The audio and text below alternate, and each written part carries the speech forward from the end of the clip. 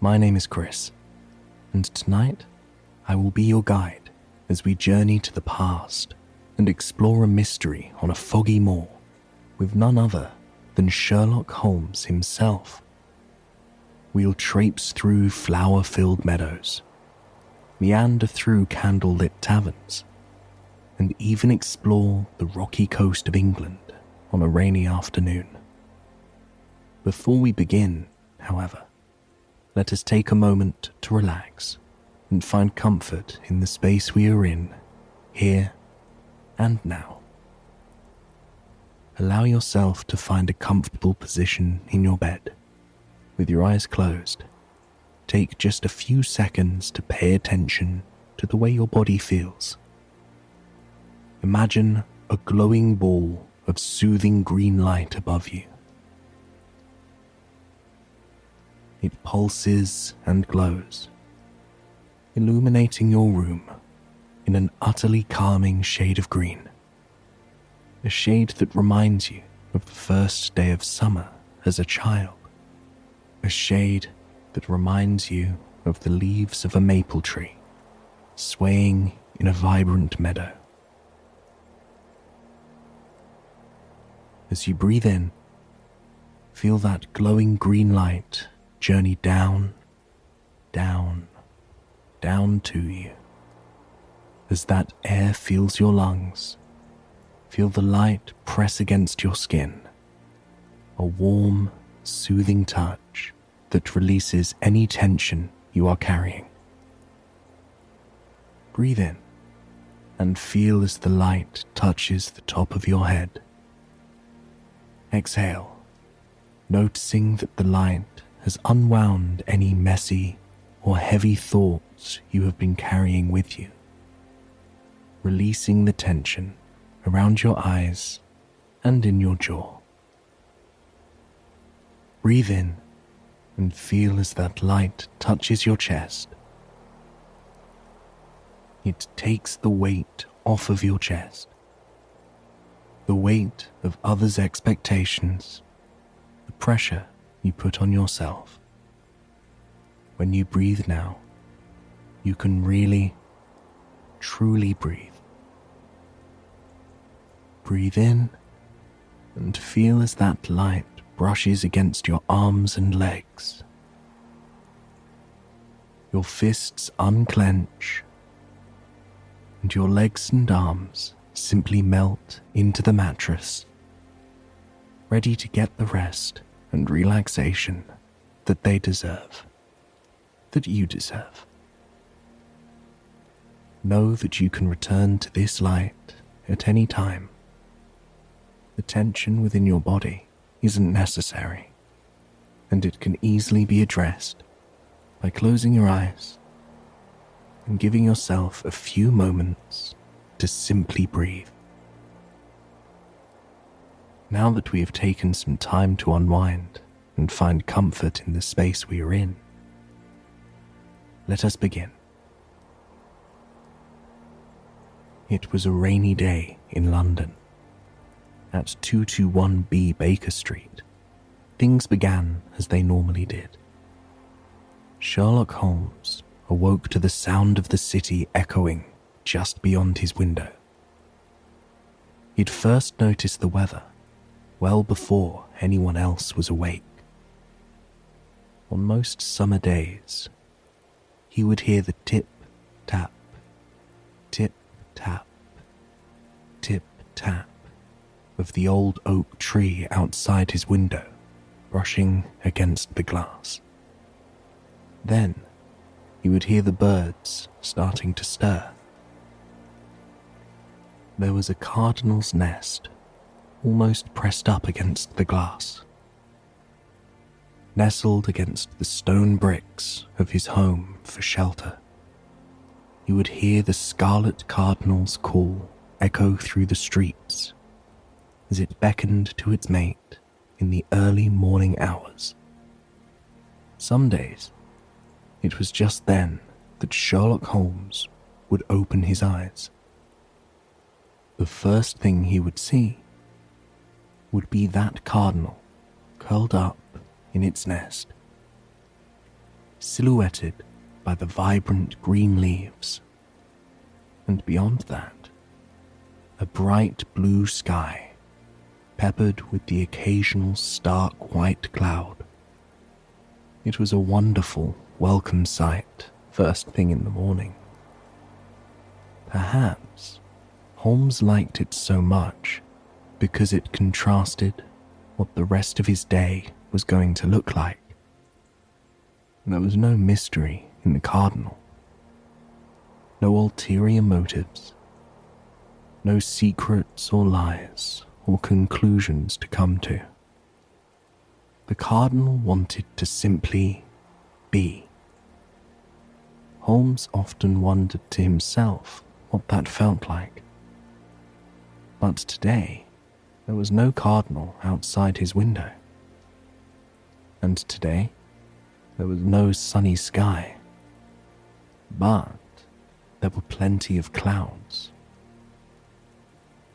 It was a particularly rainy summer, one that would certainly go down in history. And oddly, Holmes adored it. There was something about solving a mystery in the haze of a rainy day that made it feel both more poetic and more essential. Holmes crawled out of his bed. He journeyed down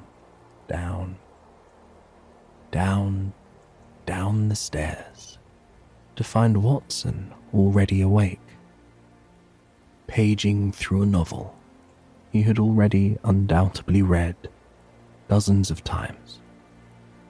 The two sat at the kitchen table in silence for quite some time, enjoying the other sounds of morning. Horses moving in the streets outside, children laughing and skipping along, the sound of merchants dragging their wares to their stalls. And today, they had the sound of the fire to keep them company. They read and sipped their tea peacefully, preparing themselves mentally for the journey that was ahead of them, the mystery they were sure to solve. It was then that they heard a knock on the door, a solid knock that stirred Watson from his chair without much hesitation. Holmes rose and crossed to the study, ready to see what the day had to offer him. The man who walked into their house, dripping wet, holding a worn umbrella, looked particularly distant. When he sat down, he sighed, as though the world was sighing with him. "What brings you here today?" Holmes asked, sitting down in a chair next to the crackling fire. The man introduced himself as Edgar Layton, and after the mere mention of his name, he didn't have to explain much more about himself. Edgar Layton was a man of immense wealth, a man who owned dozens of businesses peppered all across London and the countryside, a man who lived in a particularly stunning mansion on the other side of town, a mansion that was surrounded by apple trees and ponds and lush gardens that were cared for by groundspeople, not Mr. Layton himself. Mr. Layton explained that his precious 18-year-old daughter, Beatrice, had gone missing. It had been a mere 12 hours, and Mr. Layton knew that something was wrong. "Are you sure she isn't gallivanting around, Mr. Layton? After all, she is an adult now, is she not?" Watson asked. Mr. Layton explained that Beatrice was a girl on a tight schedule. She never strayed from her schedule. When Watson asked if she could have potentially run away, Mr. Layton scoffed. He explained that Beatrice was not the kind of girl to run away. She was obedient, caring, and kind. She had very few friends she could run away with. They were all aristocrats, and he had already checked with them and their families to ensure Beatrice wasn't with them. He revealed that Beatrice was last seen going to bed the previous night. When the maid came into the room the following morning, she was already gone. "I suspect one of the groundspeople has taken her," Mr. Layton said. Holmes silently nodded, carefully listening to Mr. Layton's words and reading his body language with intention. He could tell Mr. Layton was a man that thought highly of himself and did so shamelessly. And Holmes suspected that he wasn't a man who was particularly close to his daughter. Holmes promised Mr. Layton that he would get to the bottom of the mystery and find Mr. Layton's daughter. First, he would have to see the room that she disappeared from. The ride to the mansion was a long one. As it came into view, Holmes was careful not to let his shock show. He had seen plenty of luxurious, decadent homes in his day, but none that rivaled the Layton estate. They journeyed up the winding driveway that was lined with ancient poplar and oak trees. The elaborate craftsmanship of the mansion truly came into view then. The windows and columns were carved with stunning depictions of nature.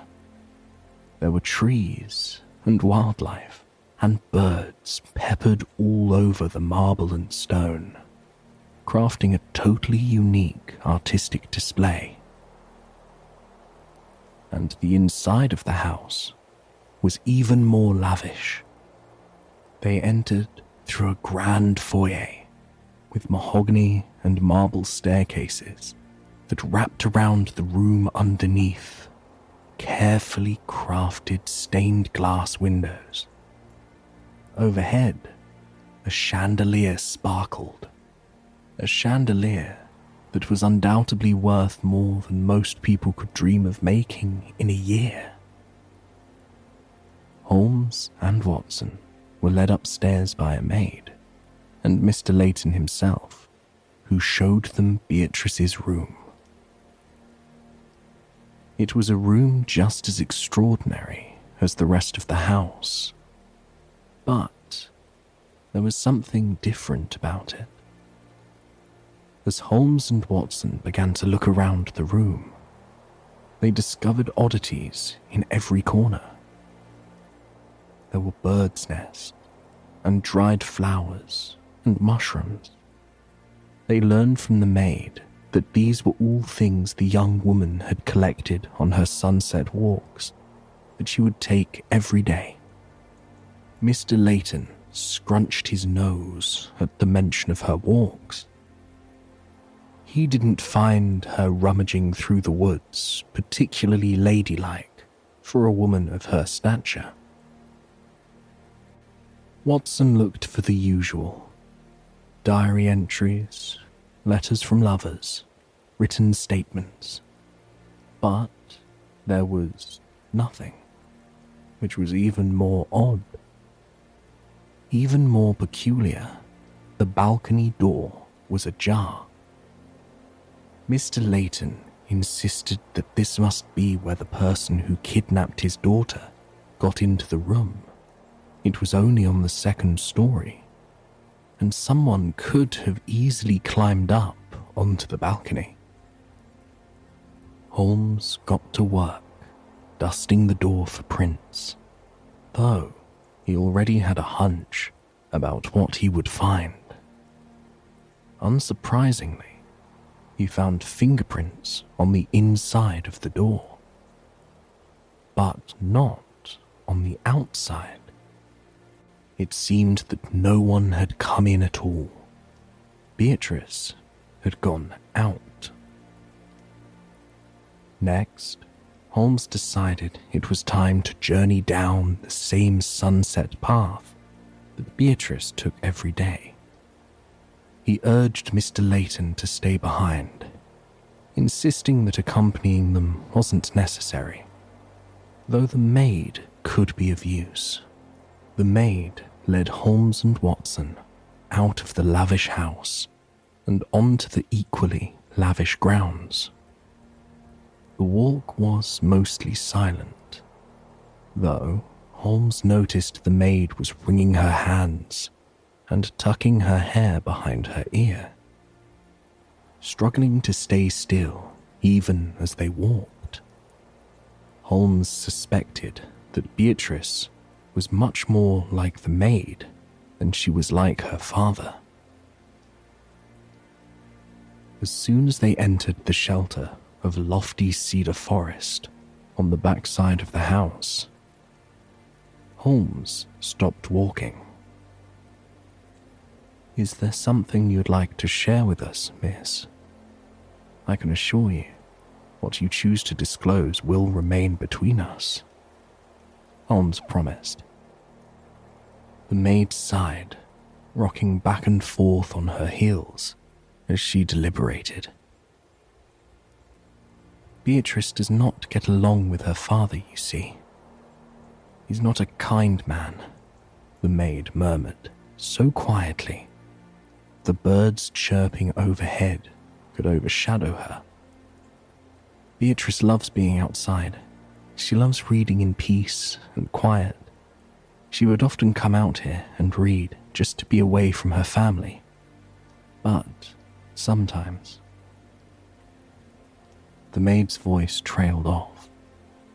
Holmes sat down on the ground, encouraging her to do the same. He leaned against the auburn bark of one of the trees and breathed in deeply, savoring the woody aroma of the forest around him. "Sometimes she would go elsewhere," Watson suggested. The maid nodded before pointing to a meadow in the distance. "She would go there on sunny days. I'm not sure where she would go after that, but she would disappear for hours at a time," she said, her voice shaking in the slightest. "And on rainy days like today, what would she do?" Watson asked. The maid smiled a bit wistfully as she replied, "She would come out and sit under the trees here and read. She loved rainy days. She wasn't afraid of a little water."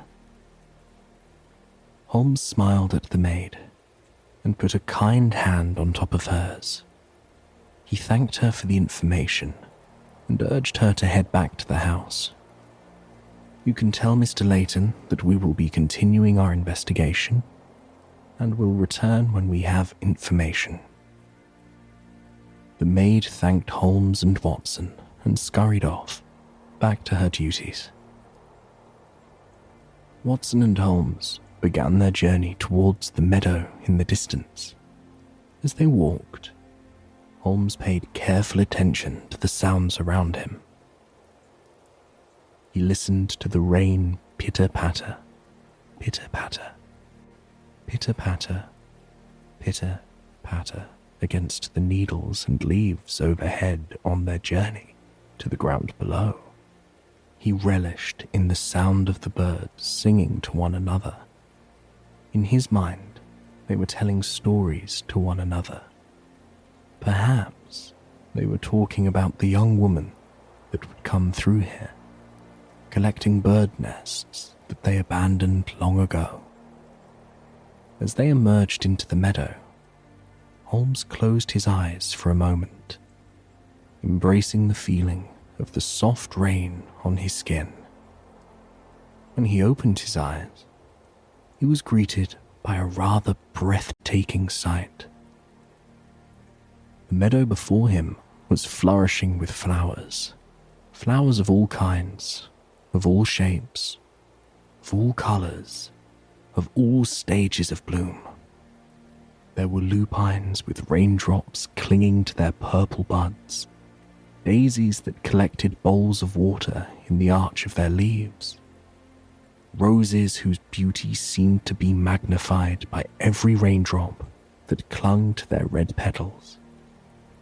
It was as though he and Watson had stepped into a painting, and, judging by the expression on Watson's face, he felt the same.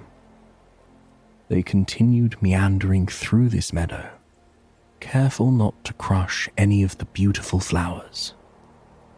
"What exactly are we looking for here?" Watson asked, gazing around the meadow, perplexed. Holmes scanned the horizon, his expression brightening as his eyes landed on something in the distance. "I believe we are looking for that stream," Holmes replied calmly. Indeed, at the far edge of the meadow, there was a small stream lacing the countryside. It was partially hidden by thick trees and their vibrant leaves, but Holmes could make out the raindrops leaving ringlets on the surface of the slow-moving stream. He and Watson began their journey over to the stream, breathing in the smell of the wildflowers as they meandered across the remainder of the meadow. Holmes normally only took the time to breathe in nature and the beauty of the environment in the mornings when he awakened to the sound of that cardinal. But today felt different. Holmes felt at peace in the world around him, in a way that he hadn't felt for quite some time. He wondered if he could always feel this way, if he could escape the busyness of his everyday life by meandering through a meadow, or watching birds flit across the sky, or sitting in the shelter of a tall cedar tree. As they approached the stream, Holmes felt himself slowly coming back to reality, the haze of his daydream and curiosity melting away, at least for now. The stream was a bit larger than he had anticipated, though it was rather shallow. Even in the dim light of this rainy day, the bottom of the riverbed reflected shades of amber and blue, and grey and green, mainly from the rocks coating the bottom of the water. Holmes looked around the stream. He knew that this was where Beatrice must have disappeared to. But how did she really escape? Only then did he spot some orange wood underneath a large tree along the water's edge. As he stepped closer, it was exactly what he expected it to be. It was a boat, a tiny, simple rowboat, just big enough for 2 people. Though Holmes suspected that was all Beatrice would need. Watson helped him haul the boat out of the foliage and flip it over. The boat had seen a fair amount of use. It was coated in scrapes and scratches, all of which, Holmes was certain, had a story to tell. But inside the boat is where they found the best piece of evidence they had uncovered yet. There was a simple tin box. Holmes ran his fingers over the green tin, his heart thrumming with ideas of what could possibly be inside. It opened with a long, somber creak. Inside was a fair amount of money, but that wasn't what interested Holmes the most. What interested him the most was the napkin that had long ago been tucked into the bottom of the tin. A napkin with an emblem on it, the emblem of a spotted owl. Holmes closed the tin with a smile and urged Watson to get the boat into the water. Watson was perplexed by this. He stood in the rain and looked at Holmes in bewilderment, the rain dripping down over his cap. And yet, Watson did as Holmes had suggested. He dragged the old wooden boat into the slow-moving water in the stream. Then, Holmes and Watson both climbed inside. Watson rowed down the stream, gently and carefully. The thick, beautiful trees overhead sheltered them from most of the rain. The sound of the oars rising and falling, rising and falling, rising and falling, rising and falling, nearly put Holmes to sleep. He found himself daydreaming of his warm bed, of listening to the cardinal call outside his window. The two rode for quite some time, gazing at the river around them in quiet contemplation.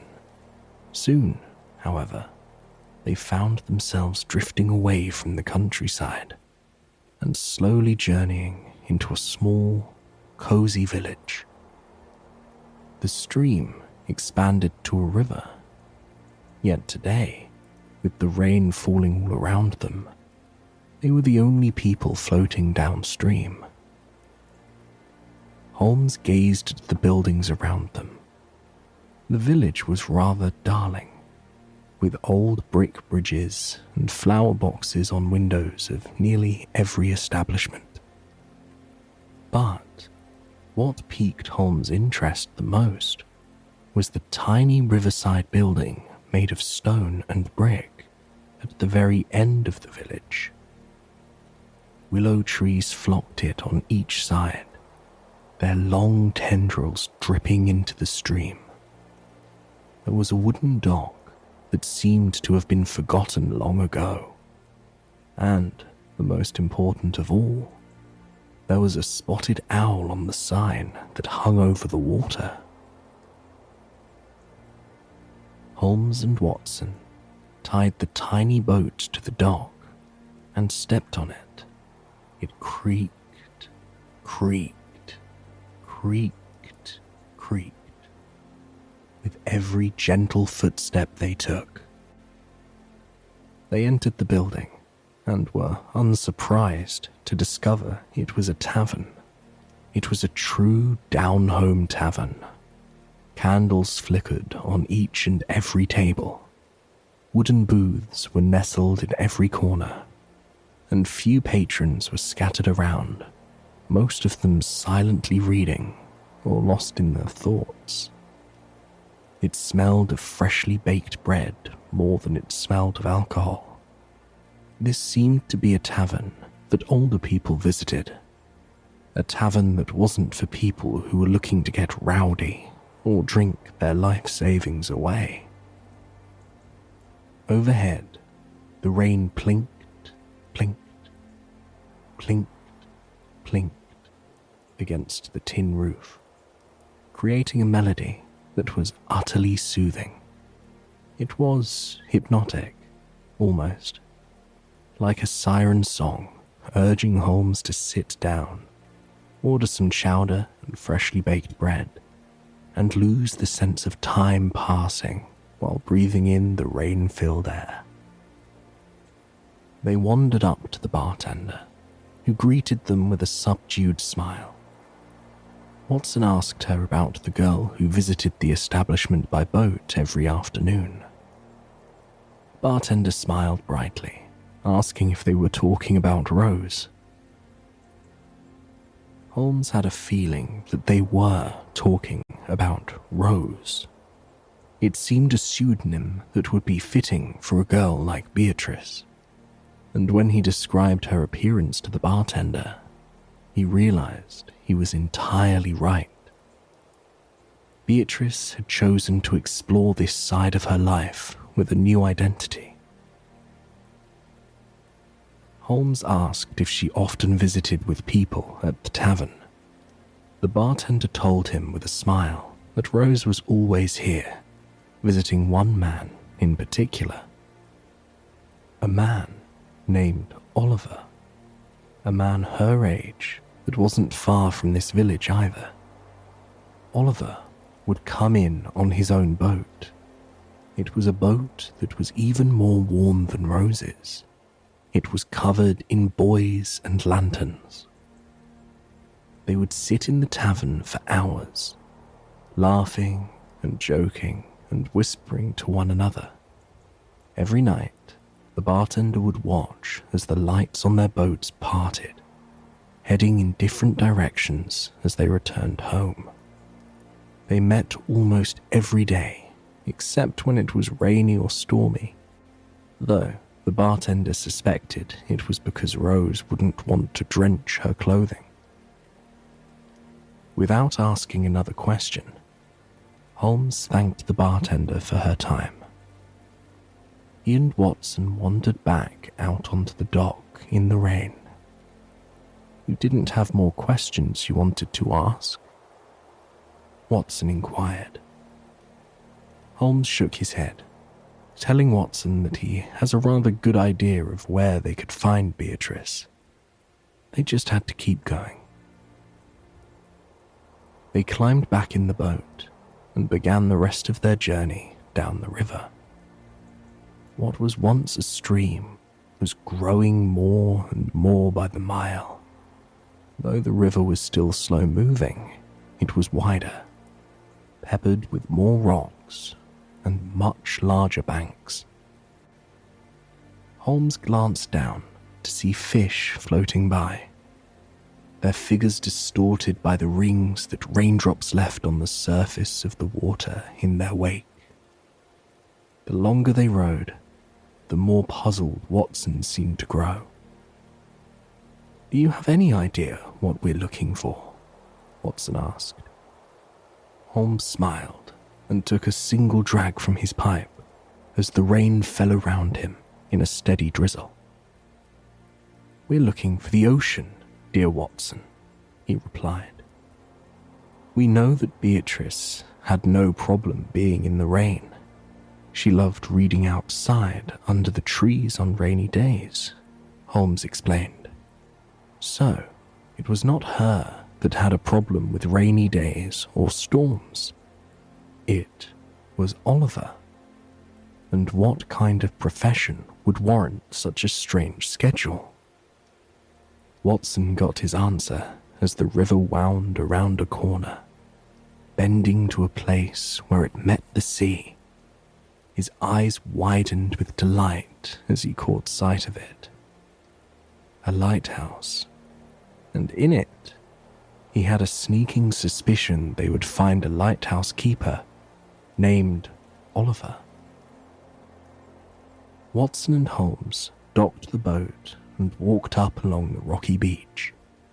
The rain was starting to fall a little heavier now, in thick, cold droplets that plopped against the ground with a hollow sound. As they approached the cozy lighthouse, they were overcome with the most delightful smell. They could smell freshly baked bread and the rich, comforting aroma of a lobster bisque being stirred. The lupines and lilacs around them seemed even more fragrant in the rain as well. Holmes knocked on the door. When it creaked open, he found Beatrice smiling at him, dusting flour off on her apron. She didn't have the appearance of a wealthy woman. She wore simple clothes. Her hair was tied back in a bun for work. There was a gentle, welcoming manner about her that Holmes had never experienced before. Holmes introduced himself and Watson, without mentioning that they were detectives. Beatrice invited them in and quickly offered them her fresh rosemary bread along with a bowl of chowder. As they ate and had idle conversation, Holmes got a feel for who this woman was. She spoke of her garden, of her husband's hard work, how she was going to pick up sheep and chickens to raise in a few days' time. She was a woman who appreciated serenity, and it seemed she could get it here. Holmes knew he had to tell her what had truly brought them here. He disclosed it gently, telling Beatrice that he only wanted to hear the truth. Tears rimmed Beatrice's eyes. She cleared her throat, calmly explaining, "I wanted a simple life, a life free of obligations, free of expectations. I wanted to be a free woman with time to enjoy nature away from prying eyes. A free woman who can simply be without wanting for more. And I have that here, with Oliver. It's all I've ever wanted." Holmes reached kindly across the table. He squeezed the young woman's hand, whispering to her, "Then that is what you shall have." He rose from the table, complimenting her cooking and thanking her for her hospitality. He assured her that her father would be told she had gone away, moved to another country to find her freedom. Without so much as waiting for a thank you or staying to answer questions, Holmes walked out the door. The journey back to 221B Baker Street was a long and quiet one. Watson knew that tomorrow they would have to speak to Mr. Layton and tell him that his daughter was gone. They would never disclose that she was a lighthouse keeper's wife now. They would never disclose how unhappy she was with her life in the mansion, though they suspected Mr. Layton knew that much. For tonight, they had time to unwind from the day's journey.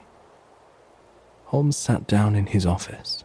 He closed his eyes for a moment and listened to the crackle, crackle, crackle of the fire. He embraced the pitter-patter of the rain overhead.